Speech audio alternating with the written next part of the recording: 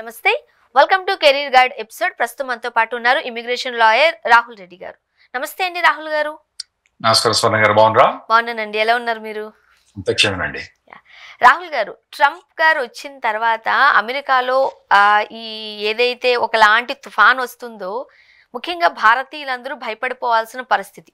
ఏ సెకండ్కి ఎలాంటి డెసిషన్ తీసుకుంటారో అర్థం కాని పరిస్థితి. మన దగ్గర ఏదైనా ఒక అమైన్మెంట్ జరిగింది అని అంటే దాన్ని మనం సంవత్సరాలు అట్లానే ఉంచుతూ ఉంటాం.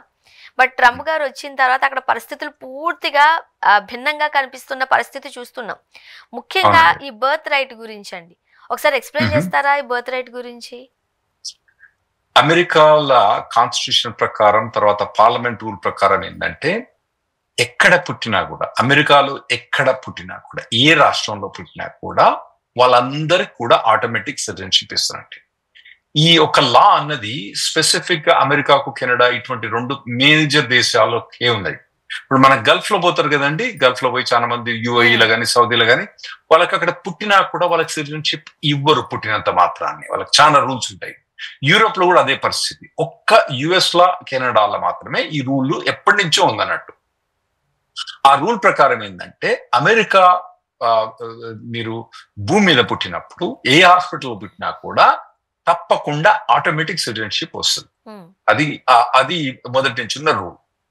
అయితే ఈ మధ్యలో మీకు తెలుసు కదా, ట్రంప్ గారు వచ్చిన తర్వాత ట్రంప్ యాంటీ ఇమిగ్రేషన్ సెంటిమెంట్ తోటి వచ్చింది అన్నట్టు. యాంటీ ఇమిగ్రేషన్ సెంటిమెంట్ తోటి వచ్చి అతను ఏం చేసిండంటే, ఒక ఎగ్జిక్యూటివ్ ఆర్డర్ తీసుకొచ్చినట్టు. ఎగ్జిక్యూటివ్ ఆర్డర్ ఎప్పుడు తీసుకొచ్చిండు? ఆయన June 20th ప్రమాణ స్వీకారం చేసిండు.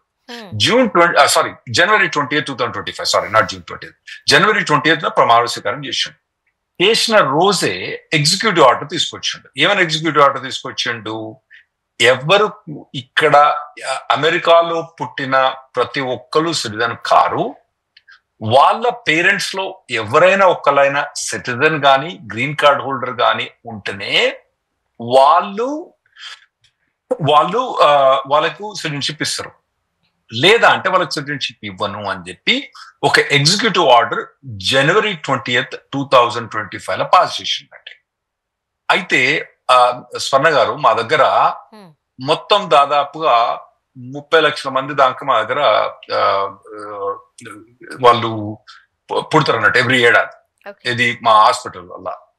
అందులో దాదాపుగా 1/3 మెంబర్స్ కు కన్నా ఎక్కువ ఇప్పుడు ఇతను చేసే రూల్ ప్రకారం వీళ్ళకి సిటిజన్షిప్ ఇవ్వరు, ఎగ్జిక్యూటివ్ ఆర్డర్ ఇయ్యరని తేలిపోతుంది అన్నట్టు. స్టాటిస్టిక్స్ ప్రకారం 1/3 మెంబర్స్ కి ఇది వర్తిస్తుంది అన్నట్టు. అంటే ఎవరైతే పేరెంట్స్ యుఎస్ సిటిజన్స్ ఉన్నారో, గ్రీన్ కార్డ్ ఉన్నారో వాళ్ళకి వర్తించదు, కానీ మిగతా వాళ్ళకి వర్తిస్తుంది అన్నట్టు. ఆ లెక్కలు ఎంత వస్తుందంటే, ప్రతి 3 పిల్లోళ్ళల్లో ఒక పిల్లోడు ఈ ఎగ్జిక్యూటివ్ ఆర్డర్ కిందకి వస్తున్నాడు. ఓకే, చాలా కన్ఫ్యూజన్ గా ఉంది కదా సార్ ఇదంతా. ఇప్పుడు సాధారణంగా ఇంతకు ముందు వరకు పేరెంట్స్ కనుక ఎవరైనా యుఎస్ వెళ్ళినప్పుడు, అది కెరీర్ పరంగా కావచ్చు, సంథింగ్ వెళ్ళినప్పుడు అంటే ఆ పేరెంట్స్ గ్రీన్ కార్డ్ హోల్డర్స్ అవ్వడం కోసం తహతహలాడేవారు. అఫ్ కోర్స్ అది చాలా ఇయర్స్ తీసుకున్నప్పటికీ కూడా. బట్ అక్కడికి డెలివరీ అయ్యారు అనుకోండి, ఆ పుట్టిన బేబీ ఎవరైతే ఉంటారో వాళ్ళకి ఆటోమేటిక్ గా యుఎస్ సిటిజన్షిప్ వచ్చేది, బర్త్ రైట్ కూడా ఉండేది ఇంతకు ముందు. బట్ ఇప్పుడు ఆ పరిస్థితులు మనం చూడట్లేదు. ఒకసారి అది ఎక్స్ప్లెయిన్ చేస్తారు, అసలు ఎలా ఏం చేద్దాం అనుకుంటున్నారు ట్రంప్? ట్రంప్ యాంటీ ఇమిగ్రెంట్, మీకు తెలుసు కదా, మీరు మొదటి నుంచి చూస్తున్నారు కదా, ఇమిగ్రేషన్, యాంటీ ఇమిగ్రేషన్. అతను ఈ అజెండా తీసుకొని వచ్చిందండి. అజెండా తీసుకొని మొదటి నుంచి వచ్చాడు. కాకపోతే ఇటువంటి వాటిని పాస్ చేయడానికి అతను ఏదర్ పార్లమెంట్ కన్నా అవ్వాలి, లేదా కాన్స్టిట్యూషన్ అమెండ్మెంట్ అని చేయాలి. అయితే పార్లమెంట్ లో పోయి లా పాస్ చేయడానికి అతనికి సెనేట్ లో, అంటే మా దగ్గర అప్పర్ హౌస్, లోవర్ హౌస్, మీ దగ్గర రాజ్యసభ ఉంటది కదా, మేము దాన్ని సెనేట్ అంటాం అన్నట్టు. సెనేట్ లో 60% కావాలంట. అక్కడ సెనేట్ లో మా దగ్గర 100 సెనేటర్లు ఉంటారు. 100 సెనేటర్లు 60 సెనేటర్లు ఇతనికి సపోర్ట్ కావాలి. అతనికి లేదు ఆ సపోర్ట్. అదే హౌస్ ఆఫ్ రిప్రజెంటేటివ్, అంటే మీ దగ్గర లోక్సభ ఉంటది కదా, లోక్సభలో ఇతని మెజార్టీ ఉంది, కానీ ఇతనికి రాజ్యసభలో లేదు. ఇంకోటి ఏంటంటే, ఇది మరి పార్లమెంట్ పాస్ చేసినంత మాత్రమే పాస్ అవుతున్నట్టుగా లేదు. ఇది యాక్చువల్ కాన్స్టిట్యూషన్ అమెండ్మెంట్ చేయాలని నా ఉద్దేశం. అయితే ట్రంప్ ఎగ్జిక్యూటివ్ ఆర్డర్ పాస్ చేసినప్పుడు వాళ్ళు ఏం ఆర్గ్యూ చేస్తారంటే, దాంట్లో కొన్ని ఎగ్జంప్షన్స్ ఉన్నాయండి. ఏది ప్రతి ఒక్కళ్ళు యుఎస్ సిటిజన్ అవుతారా అంటే అందులో కొంత ఎగ్జామ్షన్స్ ఉన్నాయి. ఇప్పుడు మన అంబాసిడర్స్ ఉన్నారండి, అంబాసిడర్స్ ఉన్నారు, కాన్సుల్ ఆఫీసర్స్ ఉన్నారు. అంటే ఇప్పుడు మన ఇక్కడ నుంచి అంబాసిడర్స్ యుఎస్ పోతా అంటారు కదా, అంటే వాళ్ళు మన గవర్నమెంట్ అపాయింట్ చేస్తున్నట్టు. అయితే ఆ అంబాసిడర్ల మీద అమెరికన్ గవర్నమెంట్ కు రైట్ ఉండదు. ఇప్పుడు మన దగ్గర ఇక్కడ కూడా ఇండియాకు అంబాసిడర్స్ వస్తారు, పాకిస్తాన్ నుంచి కానీ, చైనా నుంచి కానీ, అమెరికా నుంచి కానీ. వాళ్ళ మీద మనకు రైట్ ఉండదు అన్నట్టు. వాళ్ళ కార్ను ఆపలేము, వాళ్ళని అరెస్ట్ చేయలేము అన్నట్టు. దానికి ఒక పెద్ద ప్రాసెస్ ఉంటుంది. అంటే ఇప్పుడు పాకిస్తాన్ అంబాసిడర్ అరెస్ట్ చేయాలంటే ఫస్ట్ పాకిస్తాన్ నుంచి పర్మిషన్ తీసుకోవాలి, లేదంటే అరెస్ట్ చేయరాదు అన్నట్టు. అటు అలాగే మన అంబాసిడర్ కూడా రైట్స్ ఉంటాయి అక్కడ, వాళ్ళని ఏం చేయరాదు అన్నట్టు. అయితే ఆ కాన్స్టిట్యూషన్ ఏమిందంటే ఎవరి మీద అయితే అథారిటీ యుఎస్ గవర్నమెంట్ ఉందో వాళ్లకు మేము వాళ్ళకు సిటిజన్షిప్ ఇవ్వాలని ఉంది. అయితే అంబాసిడర్స్ మీద అథారిటీ లేదు కాబట్టి మొదటి నుంచి కూడా అంబాసిడర్స్ వాళ్ళ పిల్లలకి, ఏదైతే కాన్సులేట్ వాళ్ళకి పనిచేసే వాళ్ళ పిల్లలకి మాత్రం మొదటి నుంచి కూడా సిటిజన్షిప్ ఇవ్వలేదు, ఇవ్వరు కూడా. అది అందరూ యాక్సెప్ట్ చేసిన థియరీ. అయితే ట్రంప్ ఏం ఆర్గ్యూ చేస్తారంటే ఎవరైతే ఈ ఇమిగ్రెంట్స్ ఉన్నారో వీళ్ళ మీద నాకు అథారిటీ లేదు, వీళ్ళ మీద గవర్నమెంట్ కి అథారిటీ లేదు, కాబట్టి ఈ పిల్లలకు మేము సిటిజన్షిప్ అనే ఎగ్జామ్షన్ పట్టుకొచ్చాడు. ఆ తీరుగా తీసుకొచ్చి ఎగ్జిక్యూటివ్ ఆర్డర్ పాస్ చేశారు. తీసుకొచ్చారు ఆయన. అంటే ఇక మీ ఇష్టం అండి, మీరు లాజికల్ అనొచ్చు, మేమైతే ఇల్లాజికల్ అంటాం. ఎందుకంటే ఇప్పుడు అంబాసిడర్ల మీదనేమో గవర్నమెంట్ కి అథారిటీ లేదు, అది అందరం యాక్సెప్ట్ చేసిండే. ఎందుకంటే అది యూఎన్ఓ పరంగా కానివ్వండి, ఎక్కడ పరంగానే ఆ గవర్నమెంట్, ఏ గవర్నమెంట్ కానీ అంబాసిడర్స్ మీద, వేరే దేశస్తుల అంబాసిడర్స్ మీద పవర్ లేదు కాబట్టి వాళ్ళ పిల్లలకి ఇవ్వద్దు. ఇప్పుడు మన H1 మీద మేము పోయినప్పుడు, పిల్లలు మన వాళ్ళు పోయినప్పుడు, F1 మీద పోయినప్పుడు వాళ్ళకి వీసా ఇచ్చింది యుఎస్ గవర్నమెంటే కదండి. వాళ్ళని ఆడ ఎంట్రీ చేసినప్పుడు కూడా యుఎస్ గవర్నమెంట్ అలౌ చేసింది కదా, ఆడ ఉండే ప్రతి ఒక్క పర్మిషన్ కూడా యుఎస్ గవర్నమెంట్ ఇచ్చింది కదా, ఎందుకు అథారిటీ లేదు ఉంది అని మేము ఆర్గ్యూ చేస్తాం. అయితే ఇందులో కూడా 2 కేటగిరీస్ ఉన్నాయి. కొందరేమో గోడ దుంకొచ్చిన వాళ్ళు ఉంటారు, అంటే వాళ్ళు ఇల్లీగల్కి వస్తున్నట్టు, పక్కన మెక్సికన్ దేశం వాళ్ళు ఉన్నది. మన దగ్గర ఇక్కడ నుంచి కూడా పంజాబ్ నుంచి అక్కడ మెక్సికో పోయి అక్కడి నుంచి కూడా గోడ దుంకొచ్చిన వాళ్ళు ఉన్నారు. ఓకే, మన తర్వాత మనలాగా మన తెలంగాణ, ఆంధ్రప్రదేశ్, మన తెలంగాణ ఎట్లా పోతుంటే లీగల్ గా పోయి ఉండే వాళ్ళు ఉన్నారు. అయితే ఎలక్షన్ ప్రామిసెస్ అప్పుడు ఏం చెప్పిండంటే ఓన్లీ ఇల్లీగల్ వాళ్ళకి మాత్రమే నేను తీయని చెప్పాడు, ఇది స్పీచ్ లా. కాకపోతే మేనిఫెస్టోలో ఏం పెట్టిండంటే, వెబ్సైట్ లో ఏం పెట్టిండంటే ఏ పేరెంట్స్ కూడా గ్రీన్ కార్డ్ హోల్డర్ లేరో వాళ్ళని మేము ఇయ్యనని చెప్పి ఆ వెబ్సైట్ లో పెట్టాడు. స్పీచ్లేమో ఇల్లీగల్ అన్నాడు. ఎగ్జిక్యూటివ్ ఆర్డర్కి వచ్చేవాడికి ఏంటంటే ఏ పేరెంట్స్ కూడా, ఒక పేరెంట్ కనుక గ్రీన్ కార్డ్ హోల్డర్ లేకపోతే వాళ్ళకి సిటిజన్షిప్ అని చెప్పేసి రూల్ పాస్ చేసినట్టు. ఇవన్నీ ఏంటంటే కోర్టులో ఛాలెంజ్ అయినాయి. కోర్టులో ఛాలెంజ్ అయిపోయినప్పుడు ఏమైందంటే 2 తీరులో ఛాలెంజెస్ వచ్చినాయి. ఫస్ట్ ఏంటంటే దీన్ని స్టే తీసుకురావాలి, ఒకటి స్టే తీసుకురావాలి. అది February 19th effective date, January 20th ఇతను ఎగ్జిక్యూటివ్ ఆర్డర్ పాస్ చేసింది. January 21st, 22nd కల్లా మాకు స్టే వచ్చేసింది ఆర్డర్. అయితే మన తర్వాత ఈ స్టేని అఫ్ కోర్స్ వాళ్ళు సుప్రీంకోర్టు దాకా వీళ్ళు అప్పీల్ చేసింది. ఇందులో 2 ఆర్గ్యుమెంట్స్. ఒకటి, ఇతను ఎగ్జిక్యూటివ్ ఆర్డర్ లీగల్, కాన్స్టిట్యూషనల్, లీగలా కాదా అని ఒక ఆర్గ్యుమెంట్. ఆర్గ్యుమెంట్ హియరింగ్ అన్నది అక్టోబర్ లో ఉంది. ఇంకోటి, ఇతను పాస్ చేసిన లా దీన్ని స్టే చేయొచ్చా చేయరాదా అని ఇంకొక ఆర్గ్యుమెంట్. అయితే దీన్ని కొన్ని కోర్ట్స్ ఏం చేసినంటే, మా దగ్గర court system, federal court system different ఉంటుంది. అంటే central government court system different ఉంటుంది, state government court system different ఉంటుంది. సెంట్రల్ గవర్నమెంట్ కోర్ట్ సిస్టమ్ లో ఓన్లీ, అంటే federal government court system only federal cases argue చేస్తుంది అన్నట్టు. స్టేట్ కేసెస్, ఇప్పుడు divorce ఉందనుకోండి, యాక్సిడెంట్స్ ఉన్నాయండి, ఇవన్నీ స్టేట్ కేసెస్ కదా, వాటికి సంబంధం లేదన్నట్టు. ఇవన్నీ కూడా ఎట్లుంటాయి, అన్ని స్టేట్స్ కోర్టు పోతాయి. ఫెడరల్ గవర్నమెంట్ కేసెస్ వచ్చినప్పుడు మా దగ్గర 3 కోర్ట్స్ ఉంటాయి. ఒకటి డిస్ట్రిక్ట్ కోర్ట్, అంటే డిస్ట్రిక్ట్ కోర్ట్ అంటే మన డిస్ట్రిక్ట్ కోర్టు కన్నా కొద్దిగా పవర్ఫుల్, మన హైకోర్టు కన్నా కొద్దిగా తక్కువ అనుకోండి. తర్వాత సర్క్యూట్ కోర్ట్స్ ఉంటాయి అన్నట్టు, తర్వాత సుప్రీం కోర్ట్, ఈ 3 ఉంటాయి అన్నట్టు. అయితే ఇప్పుడు ఏం చేసినంటే ఒక district court, 3 district courts particularly Maryland, Massachusetts and Washington, ఈ పర్టికులర్ 3 డిస్ట్రిక్ట్ కోర్ట్స్ ఏం చేసినాయంటే వాళ్ళకి కేసు ఫైల్ చేసినప్పుడు వాళ్ళు స్టే ఎవరికి ఇచ్చిండ్రు, ఆ అడిగిన వాళ్ళకే కాక, అంటే ఇప్పుడు మీరు ఉన్నారు అనుకోండి, మీరు ప్రెగ్నెంట్ ఉమెన్, మీరు పోయి మీరు కోర్టుల కేసు ఫైల్ చేసిండ్రు, మీకు బెనిఫిట్ ఇవ్వాలనా లేకుంటే మొత్తం యుఎస్ లో ఉన్న ప్రతి ప్రెగ్నెంట్ ఉమెన్ కు బెనిఫిట్ ఇవ్వాలనా అన్న ఆర్గ్యుమెంట్ మీద వాళ్ళు సుప్రీంకోర్టు పోయినరు. సుప్రీంకోర్టు ఏమన్నదంటే ఏ డిస్ట్రిక్ట్ కోర్టులో అయితే ఆర్గ్యుమెంట్ ఉందో ఆ పర్టికులర్ అమ్మాయికి మీరు రిలాక్సేషన్ ఇవ్వచ్చు, ఇంకా కాకపోతే ఆ పర్టికులర్ స్టేట్ కి ఇవ్వచ్చు, అంతేగా నేషన్ మొత్తం మీరు ఎట్లా ఇవ్వగలుగుతారు, ఇరాదు అని చెప్పి దాన్ని మళ్ళా మీరు రివైజ్ చేసి మళ్ళీ డెసిషన్ ఇవ్వండి ప్రతి డిస్ట్రిక్ట్ కోర్ట్ అని చెప్పి మళ్ళా అది వెనుకకు పంపించింది. అది ఎప్పటిదాకా రిజాల్వ్ చేయమని చెప్పింది? June 27 సుప్రీంకోర్టు డెసిషన్ వచ్చేమన్నదంటే July 27 లోపల మీరు డెసిషన్ తీసుకోండి దీనికి. అంటే June 26 కన్నా మొదలు పుట్టిన వాళ్ళకు స్టే అప్లై అయింది. July 26 కన్నా మొదలు పుట్టిన వాళ్ళకు స్టే అప్లై అయింది. అంటే July 26 మధ్యరాత్రి 11:59 బట్టి పుట్టిన వాళ్ళందరికీ సిటిజన్షిప్ ఇప్పుడైతే గ్రాంట్ అవుతుంది. అంటే వాళ్ళ పాస్పోర్ట్ వస్తుంది, బర్త్ సర్టిఫికేట్ వస్తుంది, వాళ్ళకి గ్రాంట్ అవుతుంది. కానీ July 1 12 గంటల రాత్రి నుంచి పుట్టిన, అంటే 12:01 నుంచి పుట్టిన పిల్లలందరికీ కూడా ఎట్లా అన్నది ఇప్పుడు పెద్ద కన్ఫ్యూజన్ లో ఉంది. ఇప్పుడు మీరు చెప్తుంటుంటేనే చాలా పెద్ద కన్ఫ్యూజన్ లాగా ఉండింది. మన దగ్గర మనం ఎక్కడైనా ఇప్పుడు ఆంధ్రాలో పుట్టారు అనుకోండి, మన స్టేట్లు ఇక్కడ రెండు తెలుగు రాష్ట్రాలుగా విభజింపబడ్డాయి కాబట్టి ఏ ప్రాంతంలో పుట్టినా, ఏ విలేజ్ లో పుట్టినా, ఏ టౌన్, ఏ సిటిజన్ లో పుట్టినా మనందరం ఇండియన్స్ కింద లెక్కొస్తాం ఎక్కడైనా సరే, ఏ స్టేట్ లో పుట్టినా, ఏ ప్రాంతంలో పుట్టినా కదండి. ఇప్పుడు యుఎస్ లో మీరు చెబుతున్న దాని ప్రకారం ఒక స్టేట్ లో పుడితేనేమో బర్త్ రేట్ వచ్చే అవకాశాలు ఉన్నాయి, ఇంకొక స్టేట్ లో పుడితేనేమో కాకుండా పోతుంది. చాలా ఒకటండి, మన ఇండియాలో ప్రతి ఒక్కరు పుట్టిన వాళ్ళు సిటిజన్ కారు, ఆ లా లేదు మనకు. ఒకవేళ బంగ్లాదేశ్ నుంచి వచ్చిన వాళ్ళు ఇక్కడ వాళ్ళ పిల్లలు పుడితే వాళ్ళ కారు, అది గుర్తుపెట్టుకోండి మీరు.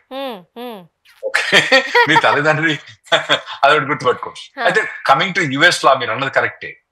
ఇది July 27 నుంచి మాత్రం పెద్ద కన్ఫ్యూజన్ ఉంటుంది. ఆంధ్రాలో పుడితేనేమో సిటిజన్ గాడు, తెలంగాణ పుడితేనేమో సిటిజన్, ఈ టైప్ లో ఉంటుంది అన్నట్టు. అయితే ఇందులో 22 రాష్ట్రాల గవర్నర్స్ కానీ, వాళ్ళ గవర్నమెంట్ అథారిటీస్ కానీ వాళ్ళు ఏం చెప్తారంటే, మేము బర్త్ సర్టిఫికేట్ ఇస్తాము, మాకు వీళ్ళకి ఈ పిల్లలకి సిటిజన్షిప్ కావాలని వాళ్ళు ఆర్గ్యూ చేస్తారు. ఆ డిస్ట్రిక్ట్ కోర్టులో మోస్ట్ ప్రాబబుల్లీ వాళ్ళ ఫేవరబుల్ గా వచ్చే ఛాన్స్ ఉంటుంది. మిగతా 28 రాష్ట్రాలు ఎట్లున్నాయంటే, మా దగ్గర పుడితే మీకు సిటిజన్షిప్ రాదు, వీళ్ళకి ఇవ్వని చెప్పి వాళ్ళు చెప్పారు. సిటిజన్షిప్ ఇవ్వడానికి తల్లిదండ్రి వాళ్ళ ఒక డాక్యుమెంట్స్ అయినా సబ్మిట్ చేసి వాళ్ళకి సిటిజన్షిప్ ఉంటేనే పర్లేదు, వాళ్ళకి ఎవరైనా పేరెంట్స్ గ్రీన్ కార్డు ఉంటే పర్లేదు, లేదా అంటే వాళ్ళకి మేము ఇవ్వను అని చెప్పున్నది. అయితే ఇంకోటి ఏంటంటే, దీనికి కూడా క్లాస్ యాక్షన్ సూట్ అని కన్వర్ట్ చేసిన ట్రై చేస్తాం. మేరీల్యాండ్ కోర్ట్ అనేది మెయిన్ కోర్ట్ అండి, అక్కడ ఆర్గ్యుమెంట్ నడుస్తున్నాయి. క్లాస్ యాక్షన్ సూట్ అంటే ఇప్పుడు మీరు ఉన్నారండి, ఇప్పుడు మీరే కాక మేమంటే ఏంటి, మీరు మీ లాయర్ నేను అనుకోండి, మిమ్మల్నే కాకుండా మీ కమ్యూనిటీని మొత్తం, అంటే ఎవరైతే ప్రెగ్నెంట్ లేడీస్ మొత్తం ఇండియా యుఎస్ లో మొత్తం ఉన్నారో వాళ్ళందరినీ రిప్రజెంట్ చేయగలుగుతాను. దాన్ని క్లాస్ యాక్షన్. మన ఇండియాలో దాన్ని ఏమంటారు, పబ్లిక్ ఇంట్రెస్ట్ లిటిగేషన్ అంటారు. మేము అక్కడ క్లాస్ యాక్షన్ ఉంటుంది. ఇప్పుడు మీరు ఒక రెగ్యులర్ కేసు ఫైల్ చేస్తే మీకే ఫేవరబుల్ వస్తుంది. కానీ పబ్లిక్ ఇంట్రెస్ట్ లిటిగేషన్ కనుక చేస్తే మాత్రం మీకు ఎట్లుంటది, మొత్తం నేషన్ కి అప్లై అయ్యింది కదా. అట్లా దాన్ని కన్వర్ట్ చేయడానికి ట్రై చేసి ఒక ఆర్గ్యుమెంట్ ఉంది. మరి ఆ డెసిషన్ మరి July 27 లోపల వస్తే, మరి అది ఫేవరబుల్ గా వస్తే అప్పుడు పాసిబిలిటీ ఏంటంటే మొత్తానికి నేషన్ కి అప్లై అయ్యేటానికి ఛాన్స్ ఉంది. మరి దాన్ని సుప్రీంకోర్టు ఏమంటుందో నాకు తెలియదు. సో ఈ మీరు అన్నట్టు మాత్రం July 27 నుంచి మాత్రం ఇచ్చుకుంటుంది, మొత్తం కన్ఫ్యూజన్ ఉంటది. ఈ లోపల కనుక మనకి ఏమన్నా మేజర్ డెసిషన్ వచ్చి ఉంటేనే పర్లేదు, లేకపోతే ఇప్పుడు ఎన్ని కాల్స్ వస్తాయంటే, మాకు ఎన్ని కాల్స్ వస్తాయంటే చాలా కాల్స్. ఏమంటారు, మరి మీ బుట్టి స్పెషల్లీ టెక్సస్ లో, మనం చాలా మంది ఎక్కడ ఉంటారు, డల్లస్ టెక్సస్ లో ఉంటారు. ఆ టెక్సస్ యాంటీ ఇమిగ్రెంట్, తర్వాత గవర్నర్ యాంటీ ఇమిగ్రెంట్, తర్వాత దాన్ని రెడ్ స్టేట్ అంటాం అన్నట్టు, రిపబ్లికన్ స్టేట్ అంటూ. క్లింటన్ అప్పటి నుంచి కూడా ఇప్పటిదాకా కూడా ఎప్పుడు కూడా డెమోక్రాట్ కోటేలు, ఎప్పుడు రిపబ్లికన్ కోటేస్తున్నారు. సో ఈ స్టేట్ లో పుడితే మాత్రం వాళ్ళు ఇయ్యనని చెప్పేస్తారు. ఇప్పుడేంది, వీళ్ళందరూ వేరే రాష్ట్రం పోవాలి. వేరే రాష్ట్రం పోతే మరి అక్కడ పోయి అక్కడ కొన్ని రోజులు ఉండాలన్నా, డెలివరీ అయితే సరిపోద్దా, ఇవన్నిటికి ఆన్సర్ ఇప్పుడు మాకు అర్థం కావట్లేదు ఏం చెప్పాలి. ఒకటి మాత్రం చెప్తాను ఏంటంటే, ఇప్పుడు రెడ్ స్టేట్స్, బ్లూ స్టేట్స్ అంటాం. అక్కడ ఉన్న వాళ్ళకి చాలా మందికి అర్థమైంది ఏంటి, రెడ్ స్టేట్స్ అంటే రిపబ్లికన్ స్టేట్స్, బ్లూ స్టేట్స్ అంటే డెమోక్రాటిక్ స్టేట్స్. బ్లూ స్టేట్స్ పోతే మీకు ఛాన్స్ మంచిగా ఉంటది. ఇప్పటి మటుకు చెప్తాను, ఈ రోజు చెప్తాను. ఈ రోజు ఏంటండి, July 8 కదా ఈ రోజు చెప్పేది. మరి మీరు రేపు కథలు మార్చే ఛాన్స్ ఉంటుంది. ఈ రోజు ప్రకారం స్టోరీ ప్రకారం ఏంటంటే మీరు అక్కడ డెలివరీ బ్లూ స్టేట్స్ చేస్తే మాత్రం మీ పిల్లోనికి మీ అమ్మాయి కానీ సిటిజన్షిప్ వచ్చే అవకాశం ఎక్కువ ఉంటది. రెడ్ స్టేట్ లో డెలివరీ చేస్తే మాత్రం ఛాన్స్ తక్కువ ఉంటుందని చెప్తున్నాం మేము. రేపు డెసిషన్స్ బట్టి చేంజ్ చేయవచ్చు కదా మేము కూడా. సాధారణంగా ఇక్కడ మన ఇండియన్స్ స్ట్రాటజీ కూడా మనకు తెలిసిందే కదా సార్. ఇప్పుడు మనం కనుక యుఎస్ లో సెటిల్ అవ్వాలని అనుకుంటే ప్రెగ్నెంట్ గా ఉన్న లేడీస్ ఒక ఇన్ని మంత్స్ అని చూసుకుని, అంటే ఫ్లైట్ ఎక్కడానికి కూడా కొంచెం మంత్స్ అవసరం ఉంటుంది కాబట్టి డెలివరీ అంతా యుఎస్ లో చేసుకునే స్ట్రాటజీ మనం చూసాం.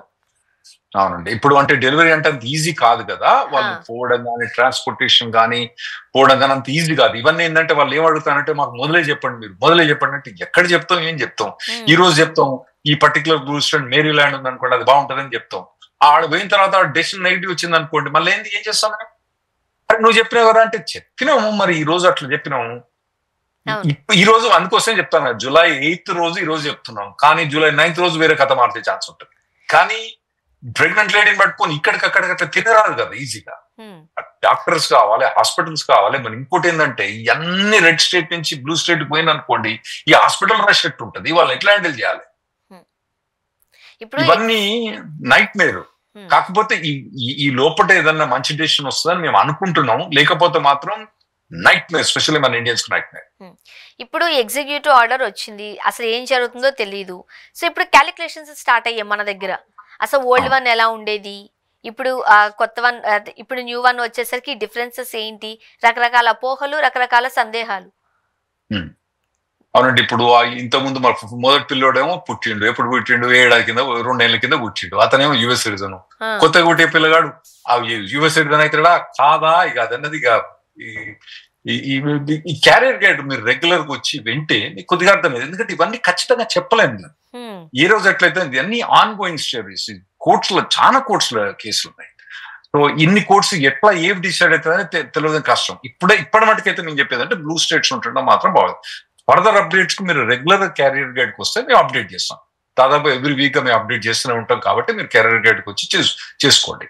ఇవన్నీ ఇంకోటి స్వర్ణ గారు చెప్పేది ఏంటంటే, నార్మల్ గా మనకు 5,000 గ్రీన్ కార్డ్ నుంచి 10,000 గ్రీన్ కార్డ్, మనకు తెలుగు వాళ్ళకి వచ్చేది 5,000 గ్రీన్ కార్డ్ నుంచి 6,000 గ్రీన్ కార్డ్ ఎంప్లాయ్మెంట్ బేస్ ద్వారా ప్రతి ఏడాది వస్తుంది. కాకపోతే మన తెలుగు వాళ్ళు అక్కడ పోయి పిల్లలు పుట్టి సిటిజన్స్ ఎంతమంది అవుతుందంటే దాదాపు ఏడాదిగా 40,000 నుంచి 50,000 మంది దాకా యుఎస్ సిటిజన్స్ అవుతున్నారు. ఒకవేళ కనుక ఈ ఎగ్జిక్యూటివ్ ఆర్డర్ కనుక సుప్రీంకోర్టు కనుక సస్టైన్ చేసిందంటే మనకు నరక యాతన పడతాం. అసలే మన గ్రీన్ కార్డ్ ప్రాసెస్ ఇదివరకు మనకు 2-3 నెలల గ్రీన్ కార్డ్ వచ్చేది, ఇప్పుడు 150 ఏళ్ళు పడుతుంది. 150 ఏళ్ళు అంటే బతకర్లేదు మనలో, ఎవరు బతకరు. వాళ్ళు బతుకున్నా, వాళ్ళు వచ్చి అడిగినాగా, వాళ్ళు మళ్ళీ క్వశ్చన్ అడిగినా కానీ నేను ఉండలేండి అప్పుడు. సరే, అయితే వాళ్ళు గ్రీన్ కార్డ్ ఎందుకు అప్లై చేస్తాం మనం అంటే H1B ఎక్స్టెన్షన్ కోసం, తర్వాత H4EAD అంటే డిపెండెంట్ కు EAD రావడానికి కోసం మనం గ్రీన్ కార్డ్ అప్లై చేస్తున్నాం ఇప్పుడు. కాకపోతే పిల్లలకు మనకు ఫ్రీ రైడ్ ఉండే, వాళ్ళకు సిటిజన్షిప్ ఆటోమేటిక్ రావడం కానీ, స్కూల్స్ లో కూడా ఎక్కడ పోయినా కూడా ఆడ గవర్నమెంట్ స్కూల్ చాలా బాగుంటాయి, ప్రైవేట్ స్కూల్ కన్నా గవర్నమెంట్ స్కూల్ బాగుంటాయి. సో ఆ ప్రైవేట్ స్కూళ్ళల్లో అన్నిటి మీద ఫ్రీ ఎడ్యుకేషన్, ఇవన్నీ మనకు మంచిగా ఇప్పటిదాకా నడుస్తూ వచ్చింది. ఇప్పుడు అది కనుక కట్ అయితే మనకు చాలా బెనిఫిట్ పోద్దండి. మన ట్యాక్స్లనేమో అక్కడ పోతున్నాయి, మనకు బెనిఫిట్ వచ్చేదానికేమో మనకు ఇటువంటి రాకపోతే మాత్రం చాలా కష్టమైంది. ఇంకోటి పిల్లలు వాళ్ళు 10 ఏళ్ళు 20 ఏళ్ళు అక్కడ పుట్టి పెరిగింది అనుకోండి, మళ్ళా వాడు ఇక్కడికి వచ్చి ఇక్కడ స్కూల్ పోరా జాబ్ చేయరా అంటే వానికి చేతనైతా, ఇక్కడ ఉండే వర్క్, ఇక్కడ ఉండే తీరు అని. సో ఇవన్నీ నైట్ మేర్, మనకు ఆలోచించాలంటే నైట్ మేర్. సో ఎప్పుడైతే మనకి ఇన్ని ఆంక్షలు వచ్చేసాయో మనలో క్యాలిక్యులేషన్స్ కూడా స్టార్ట్ అయ్యాయి కదండి. సాధారణంగా అసలు ఎంతమంది మన వాళ్ళు, ముఖ్యంగా మన ఇండియన్స్ లేకపోతే మన తెలుగు వాళ్ళు క్యాలిక్యులేట్ చేసుకుంటే ఎంతమంది అక్కడికి వెళ్తున్నారు, ఓకే, అక్కడ ఈ మార్పులు చేర్పులు ఇవన్నీ కూడా కాస్త సందిగ్ధతకు లోన్ అవుతున్నాయి. ఏం చేయాలి మరి మన ఇండియన్స్? తిరిగి రాలేము, అక్కడ ఉండలేము. ఇప్పుడు మన దగ్గర నార్మల్ గా స్టూడెంట్ వీసా మీద దాదాపుగా 40,000 నుంచి 60,000 మంది దాకా పోతుందండి ఎవ్రీ ఇయర్. తర్వాత ఎవ్రీ ఇయర్ పోతుంది 40,000 నుంచి మన తెలుగు వాళ్ళు పోతున్నారు. తర్వాత మన దగ్గర నుంచి దాదాపుగా ఇక్కడి నుంచి పోయిన F1 వీసాలు కానివ్వండి, ఇక్కడి నుంచి మళ్ళీ డైరెక్ట్ పోయాలి కానీ ఎవ్రీ ఇయర్ మన తెలుగు వాళ్ళకు ఒక 30,000 H1లు వస్తున్నాయండి ప్రతి ఇయర్. అంటే ఇంకోటి ఏంటంటే నేను చెప్పేందంటే దాదాపుగా 40,000 మంది ఎవ్రీ ఇయర్ మన తెలుగు వాళ్ళు అక్కడ పుడుతుంది. వీళ్ళందరికీ ఎఫెక్ట్ అయింది. ఇది కనుక నెగిటివ్ అయితే, నేను నెగిటివ్ కావద్దు అనుకుంటున్నా, నెగిటివ్ అవ్వకూడదు అనుకుంటున్నా, నా లెక్క ప్రకారం కాకూడదు. కానీ ఒకవేళ నెగిటివ్ కనుక మనకి సుప్రీంకోర్టులో డెసిషన్ వస్తే మాత్రం ఇది మనకు ఒక నైట్ మేర్ అయితే. మనం ఇప్పుడు సౌదీలో కానీ యూఏలో కానీ పోయి మన వాళ్ళు ఏం చేస్తారండి, గుడ్ చాకరీ చేస్తారు. చేసి పిల్లలకు కూడా వాళ్ళకి సిటిజన్షిప్ ఇవ్వరు. వాళ్ళు పిల్లలు పుట్టినా ఆ పిల్లలకు మళ్ళీ పిల్లలు పుట్టినా కూడా వాళ్ళకి సిటిజన్షిప్ ఇవ్వరు వాళ్ళకి అక్కడ. యూఏలో కానివ్వండి, సౌదీలో కానివ్వండి, ఖతార్లో కానివ్వండి. ఇవన్నీ. ఇంకోటి ఏంటంటే మన యుఎస్ అన్నది ల్యాండ్ ఆఫ్ ఇమిగ్రెంట్స్. ఎప్పుడైతే ఈ ఇమిగ్రెంట్స్ రెస్ట్రిక్ట్ గా పెడతారనుకోండి, ఆ కంట్రీస్ డెవలప్ కావు. ఈ మిడిల్ ఈస్టర్న్ కంట్రీస్ వాళ్ళకి అన్ని ఆయిల్ పైసలు ఉన్నాయి. మా యుఎస్ లో ఏమున్నాయండి? మేము మొన్నటి దాకా 2/3 of the biggest importer of oil ఉంటుంది. మేము ఏం ఎక్స్పోర్ట్ చేస్తాం? మీరు ఏదైనా సామాన్ చూసినరా యుఎస్ లో మేడ్ అయిందని? అయినా కూడా మేము ఎక్స్పోర్ట్ చేస్తాం. ఏం ఎక్స్పోర్ట్ చేస్తాం? బ్రెయిన్స్ అన్న ఎక్స్పోర్ట్ చేస్తాం మేము. యాపిల్ ఫోన్ ఉన్నది. యాపిల్ ఫోన్ ఎవరు తయారు చేస్తారండి? చైనాలో తయారవుతుంది, లేదంటే ఈ మధ్యన ఇండియాలో తయారైంది. యాపిల్ ఫోన్ ఎవరు ఓన్ చేసేది? ఎవరు? మేము. మైక్రోసాఫ్ట్ సాఫ్ట్వేర్ అయ్యింది. ఇటువంటివన్నీ కూడా యుఎస్ లో అయితే మేము బ్రెయిన్ ఎక్స్పోర్ట్ చేస్తాం. ఇప్పుడు నార్మల్ గా Fortune 500 కంపెనీస్ అని మేము ఉంటాం. అందులో 1/3 ఆఫ్ ద కంపెనీస్ అందరూ ఇమిగ్రెంట్సే ఫార్మ్ చేసిండ్రు. ఇప్పుడు పెద్ద కంపెనీస్ అండి, ప్రపంచంలో నెంబర్ 1 కంపెనీస్ లా 5 కంపెనీస్ వేసుకున్నా కూడా, మీరు 6-7 కంపెనీస్ వేసుకున్నా కూడా, మైక్రోసాఫ్ట్ సిఇఓ సత్యనాథన్ల తెలుగు అతను, గూగుల్ సిఇఓలు సుందర్ పిచ్చయ్య, తర్వాత టెస్లా సిఇఓ ఇలాన్ మాస్క్, అతను ఇమిగ్రెంటే కదా. వీళ్ళందరూ ఫౌండర్. ఇటువంటి అన్ని ఇన్నోవేషన్స్ కూడా ఈ ట్రంప్ అడ్మినిస్ట్రేషన్ వస్తే ఇవన్నీ ఇన్నోవేషన్ పోతాయి. కానీ ఈ గవర్నమెంట్ అర్థం చేసుకుంటట్లేదు. ఇప్పుడు మన దగ్గర మనం ఏదైనా చూసినప్పుడు బిల్లులు పాస్ చేయడానికి రాజ్యసభ కావచ్చు, లేకపోతే డిఫరెంట్ సభల్లో, లోక్సభ, రాజ్యసభ, పార్లమెంట్ లో మనకి డిఫరెంట్ వాదనలు వింటూ ఉంటాం పార్టీల పరంగా. ఇప్పుడు యుఎస్ లో కూడా అక్కడ కూడా మీరు అన్నట్టు రాజ్యసభ, లోక్సభ, దీనికి సెనెట్, ఇలా డిఫరెంట్ నేమ్స్ ఉండొచ్చు. బట్ ఎందుకు ట్రంప్ గారు ఇటువంటి డెసిషన్ తీసుకున్నప్పుడు పార్లమెంట్ దాకా ఎందుకు? మనకు కూడా అంతే కదా, ఏదైనా ఒకవేళ అటు ఇటు అవుతుందేమో అనుకున్నప్పుడు మనం కాస్త కొన్ని డైరెక్ట్ గా పాస్ చేసుకుంటూ ఉంటారు. అలాంటి విధానమే అక్కడ ఏమైనా అవలంబిస్తున్నారా? ఎందుకు పార్లమెంటుకు పోవట్లేదు ట్రంప్ గారు? ఒకటి, అక్కడ మన దగ్గర ఏంటంటే పార్లమెంటేరియన్ సిస్టమ్ అనేది, అక్కడ ఏంటంటే ప్రెసిడెన్షియల్ సిస్టమ్. అంటే మీ దగ్గర ఏంటంటే ఇక్కడ మీ ప్రైమ్ మినిస్టర్, మన head of the state prime minister, president nominal అని మనకు తెలుసు కదా. అయితే అతను పార్లమెంట్ లో పోయి కూర్చుంటాడు. అతనే దాదాపుగా పార్లమెంట్ లో మెజారిటీ లీడర్, అందరికి తెలిసిన కథే. మా దగ్గర ప్రెసిడెంట్ అన్నది అసలు పార్లమెంట్ మెంబరే కాదు. పార్లమెంట్ పోనే పోడు. ఏడాదికోసారి పోయి పోయి 1 గంట సేపు స్పీచ్ ఇచ్చి 2 సార్లు పోయి స్టేట్ ఆఫ్ ది యూనియన్ పోయి స్పీచ్ ఇచ్చి రావడం తప్పితే, ఇది మన గవర్నర్ వచ్చి స్పీచ్ ఇస్తారు కదా, మనకు మన ప్రెసిడెంట్ వచ్చి పార్లమెంట్ స్పీచ్ ఇస్తారు కదా, ఆ టైప్ లో స్పీచ్ ఇచ్చి పోవడం తప్పితే అక్కడ పార్లమెంట్ మెంబర్ కాదన్నట్టు. అయితే ఇక్కడ ఏంటంటే పార్లమెంట్ లో అతనికి ఈ బిల్ పాస్ చేయడానికి మెజారిటీ లేదు. దీనికి సింపుల్ మెజారిటీ సరిపోదు అన్నట్టు. ఫైనాన్స్ బిల్, మొన్న పెద్ద బిల్లు ఫైనాన్స్ బిల్ పాస్ అయింది కదా, దానికి ఏంటంటే లోక్సభలో కానీ రాజ్యసభలో కానీ సింపుల్ మెజారిటీ కావాలి. వాళ్ళకు వచ్చింది, ఫైనాన్స్ బిల్ కు వచ్చింది. నాన్ ఫైనాన్స్ బిల్ కు వాళ్ళకు లోక్సభలో, అంటే మేము హౌస్ ఆఫ్ రిప్రజెంటేటివ్స్ అంటాం, తర్వాత రాజ్యసభను మేము సెనెట్ అంటాం. సెనెట్ లో పోయినప్పుడు వాళ్ళకి 60% సీట్స్ కావాలి. ఆడ ఉండే 100 సీట్లు, 100 సీట్ల 60 సీట్లు వాళ్ళకి 60 ఓట్లు కావాలి. 60 ఓట్లు లేవు కాబట్టి అతను పార్లమెంట్ పోలేకపోయాడు. యాక్చువల్ గా నా లెక్క ప్రకారం ఇది కాన్స్టిట్యూషన్ అమెండ్ చేయాలి. ఈ కాన్స్టిట్యూషన్ అమెండ్మెంట్ చేయాలంటే 2/3 మెజారిటీ సెనెట్ లో కావాలి. తర్వాత more than 2/3 of state ratify కూడా కావాలి. అవన్నీ అయ్యే ఛాన్స్ లేదు. ఇతను తెలుసు కాబట్టి ఇతను పార్లమెంట్ పోలే. పార్లమెంట్ పోకుండా దొడ్డిదారి ద్వారా ఎగ్జిక్యూటివ్ ఆర్డర్ పాస్ చేసింది. ఓకే, ఒకవేళ అంటే ఇన్ని లూప్ హోల్స్ కూడా ఉన్నాయి కాబట్టి చట్టం దగ్గరకు వెళ్ళిన తర్వాత, సుప్రీంకోర్టుకు వెళ్ళిన తర్వాత మేబీ రివర్స్ అయ్యే అవకాశాలు ఏమైనా ఉన్నాయంటారా? ఉన్నాయని నేను అనుకుంటున్నా అండి, ఉన్నాయని నేను అనుకుంటున్నా. కాకపోతే ఏంటంటే అది లాయర్లు ఉంటారు కదా, లాయర్లు ఒక తీరు ఆర్గ్యూ చేస్తారు, జడ్జి ఒక తీరు డిసైడ్ చేస్తారు. ఇంకోటి ఏంటంటే ఇప్పుడు మొన్న జడ్జిమెంట్ ఏదైతే ఈ June 27 ఏదైతే జడ్జిమెంట్ వచ్చిందో స్వర్ణ గారు, అందులో ఏమని వచ్చిందంటే దట్ ఒక డిస్ట్రిక్ట్ కోర్ట్ అనేది మొత్తం కంట్రీ ఎగ్జిక్యూటివ్ ఆర్డర్ ను బ్లాక్ చేయరాదని వాళ్ళు ఆర్డర్ చేసినట్టు. అంతకుముందు దాకా ఫాలో అయిన రూల్ ఏంటంటే ఏ డిస్ట్రిక్ట్ కోర్టు కూడా మొత్తం యుఎస్ మొత్తం కూడా ఎగ్జిక్యూటివ్ ఆర్డర్ బ్లాక్ చేయొచ్చు అని ఉండేది. దాన్ని రివర్స్ చేసినప్పుడు ఓటింగ్ అయినప్పుడు మా దగ్గర ఏంటంటే, మీ దగ్గర సుప్రీంకోర్టులో చాలా మంది జడ్జిలు ఉంటారు, మా దగ్గర 9 మందే జడ్జిలు ఉంటారు. ప్రతి కేసు కూడా అందరు 9 మంది వినాల్సిందే. వాళ్ళు తీసుకునే కేసులు ఏంటండి, ఒక సెషన్ 2 సెషన్స్ ఉంటాయి వాళ్ళకు. 2 సెషన్స్ అలా వాళ్ళకి తీసుకునే కేసులు 2-3 సెషన్స్ ఉంటాయి. వాళ్ళు తీసుకునే కేసు 30-40 కేసులే తీసుకుంటారు. ప్రతి కేసు 9 మంది జడ్జి ఉన్నారు. అయితే ఈ పర్టికులర్ డెసిషన్ వచ్చే వాటికు 6-3 వచ్చినాయి. ఆ 6 మెంబర్స్ ఎవరైతే సుప్రీంకోర్టు జడ్జిలు ఉన్నారో వాళ్ళందరూ కూడా రిపబ్లికన్ అపాయింటెడ్ జడ్జెస్. ఎప్పుడైతే ప్రెసిడెంట్ రిపబ్లికన్ ఉన్నారో వాళ్ళు అపాయింట్ చేశారు. అయితే 3 మెంబర్స్ ఎవరైతే అపోజ్ చేసిన డిసెంటింగ్ జడ్జెస్ అంటారు కదా, ఆ 3 మెంబర్స్ కూడా ఎప్పుడైతే డెమోక్రాట్స్ అపాయింట్ చేసిన వాళ్ళు ఉన్నారు అన్నట్టు. మళ్ళీ అదే రివర్స్ అదే అయిద్దా అన్నది మాకు అర్థం కావట్లేదు. ఇప్పుడు అదే అక్టోబర్ లో తెలుస్తుంది అన్నట్టు. కానీ ఇప్పుడు ఈ జూలై నుంచి అక్టోబర్ దాకా మళ్ళొక రామాయణ యుద్ధం, అదేమవుతుంది అన్నది అర్థం కావట్లేదు. అక్టోబర్ తర్వాత అసలు డిసిషన్ మనకి సుప్రీంకోర్టు. అక్టోబర్ లో హియరింగ్ ఉంది, మన దాదాపు నవంబర్ డిసిషన్ వచ్చే వరకు. నవంబర్ లో మనకు క్లారిటీ అనేది తెలుస్తుంది. కాకపోతే ఈ జూలై నుంచి నవంబర్ దాకా పుట్టిన పరిస్థితి ఏందన్నది అయోమయం ఉందండి. ఇప్పుడు ఇమిగ్రేషన్ లాయర్గా ఉన్న మీకే తెలియని పరిస్థితి ఉన్నప్పుడు సాధారణమైన ప్రజలకి, ముఖ్యంగా మన ఇండియన్స్ పరిస్థితి అక్కడ అగమ్య గోచరం అనే చెప్పాలి.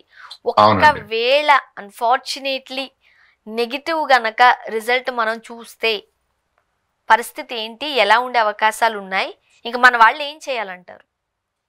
ఇక ఒకవేళ కనుక మన నెగిటివ్ వస్తే మాత్రం మనకి ఇండియన్ సిటిజన్షిప్ ఎట్లా ఇస్తారు పిల్లలకు తీసుకొని, ఇక మళ్ళీ వాళ్ళకి H4 అప్లై చేసుకొని, మళ్ళీ మా ద్వారా ఇమిగ్రేషన్ ద్వారా మళ్ళీ వాళ్ళు 21 వచ్చిన తర్వాత మళ్ళీ F1 అప్లై చేసుకొని, మళ్ళీ H1 అప్లై చేసుకొని, మళ్ళీ గ్రీన్ కార్డ్ అప్లై చేసుకొని, మళ్ళీ అట్లా ఇప్పుడు ఏదైతే మిడిల్ ఈస్ట్ ఉంటుందో ఆ టైప్ లో ఉంటారు అప్పుడు మన పిల్లలు కూడా. అప్పుడు మనోళ్ళు పోయి మ్యాథ్ ట్యూషన్ లా దాంట్లో పెద్ద ఎక్సెల్ చేస్తా అంటారు కదండి. మరి ఆ అవకాశం చాలా తగ్గిపోతుంది. ఎందుకంటే పిల్లల మైండ్ ఏముంటది, అరే నేను అమెరికన్ సిటిజన్ కాదు, ఎన్ని పోవాలనగానే మనకి ఎవరికి కూడా డిస్క్రిమినేషన్ వచ్చినప్పుడు అతను దే కాంట్ ఎక్సెల్. వాళ్ళు స్టూడెంట్ లో కానీ, వాళ్ళ బిజినెస్ లో కానీ, ప్రొఫెషన్ లో కానీ వాళ్ళు ఎక్సెల్ చేయలేరు. ఎందుకంటే మనం మిడిల్ ఈస్ట్ లో చూస్తాం కదండి, వాళ్ళు ఎక్సెల్ కారు వాళ్ళంతా. యుఎస్ లో పోయిన వాళ్ళు మంచి ఎక్సెల్ అవుతారు. నార్మల్ గా యావరేజ్ ఇండియన్ శాలరీ అక్కడ అమెరికన్స్ కన్నా మన డబుల్ శాలరీ ఉంది అక్కడ. ఎందుకంటే మనకు కొన్ని స్కిల్స్ లెవెల్స్, మ్యాథమెటికల్ క్యాలిక్యులేషన్ కాబట్టి ఎడ్యుకేషన్ స్కిల్స్ లెవెల్స్ అక్కడ పోయే వాళ్ళే కానీ మనకి ఎక్కువ ఉన్నాయి. కాబట్టి ఆటోమేటిక్ మన శాలరీస్ వాళ్ళ డబుల్ ఉన్నాయి. అదే మిడిల్ ఈస్ట్ లో చూడండి, వాళ్ళ లోకల్ వాళ్ళకు 100 రూపాయలు ఉంటే మనకు వచ్చేది 10 రూపాయలు అక్కడ. ఆ లెవెల్లో అయిపోయే ఛాన్స్ ఉంటుంది. దాంతో క్యారియర్ గ్రోత్ కానివ్వండి, ఎమోషనల్ గ్రోత్ కానివ్వండి, కల్చరల్ గ్రోత్ కానీ ఇవన్నీ తగ్గిపోయే ఛాన్స్ ఉంటుంది.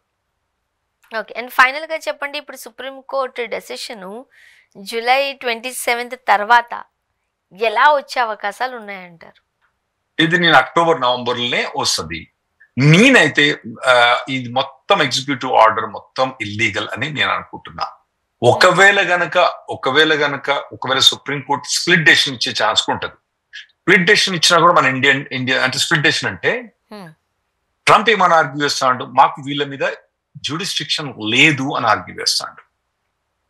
అయితే వీళ్ళు సుప్రీంకోర్టులో 2 ఆర్గ్యుమెంట్ చేస్తారు. ఒకటి ఏంటంటే ఇల్లీగల్ గా గొడవ దూకు వచ్చిన వాళ్ళకి కూడా నీ మీద జ్యూడిస్టిక్షన్ ఉంది, వాళ్ళు పోలీసు వాళ్ళు అరెస్ట్ చేస్తాను అంటే జ్యూడిస్టిక్షన్ ఉంది. పోలీసు వాళ్ళు పోయి కట్టబట్టుకుని పోయి వాళ్ళని తీసుకుని అరెస్ట్ చేసే కెపాసిటీ ఉన్నప్పుడు నీకు జ్యూడిస్టిక్షన్ ఉంది కదా అని ఒక ఆర్గ్యుమెంట్. అయితే సరే, వాళ్ళని ఇల్లీగల్ వాళ్ళని పక్కన పెడతాం. లీగల్ వాళ్ళు మనోళ్ళు F1 తీసుకొని, కానీ తర్వాత యూఎస్ F1 తర్వాత మళ్ళీ H1B కూడా గవర్నమెంట్ దగ్గర పోవాలి. Government approval, labour department approval, తర్వాత USCIS అప్రూవల్, ఇవన్నీ అప్రూవల్ అయిన తర్వాత అతను అక్కడ అప్పుడు పిల్లోడు పెట్టిండు. మరి ఇతని మీద నీకు అథారిటీ ఉంది కదా, నువ్వు వీసా ఇచ్చింది నువ్వే కదా, visa change of status grant చేసింది నువ్వే కదా, తర్వాత ఎక్స్టెన్షన్ ఆఫ్ స్టేటస్ గ్రాంట్ చేసింది నువ్వే కదా. అతను ఒక సిటీ నుంచి ఇంకో సిటీ దగ్గర పనిచేయాలంటే, ఇప్పుడు విజయవాడ నుంచి హైదరాబాద్ రావాలంటే మళ్ళీ వాడు పర్మిషన్ తీసుకోవాలి గవర్నమెంట్ దగ్గర నుంచి H1 మీద.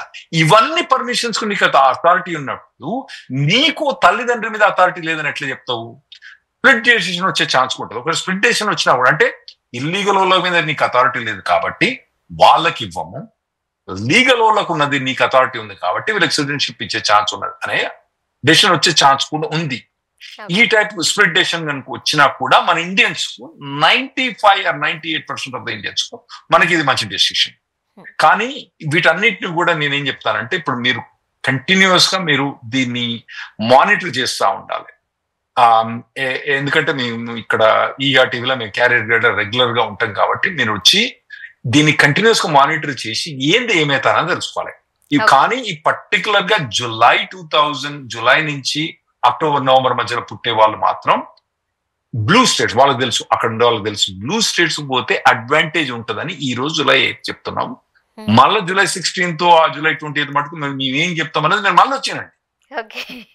సారీ, ఇది మీరు ఇన్ని మంత్స్ ప్రెగ్నెంట్ పెట్టుకొని మీకు ఉండే టెన్షన్ మీకు ఉంటాయి, కానీ మేము కూడా క్లియర్ గా మీకు గైడెన్స్ ఇవ్వలేనందుకు సారీ, మేమేం చేయలేము దానికి. ఇప్పటి వాటి ట్రంప్ గారి డెసిషన్స్ అలా ఉన్నప్పుడు మనం ఇంతకు మించి ఏం చేయలేని పరిస్థితులు కాబట్టి కొన్ని రోజులు వెయిట్ చేయాల్సిందే కదండి.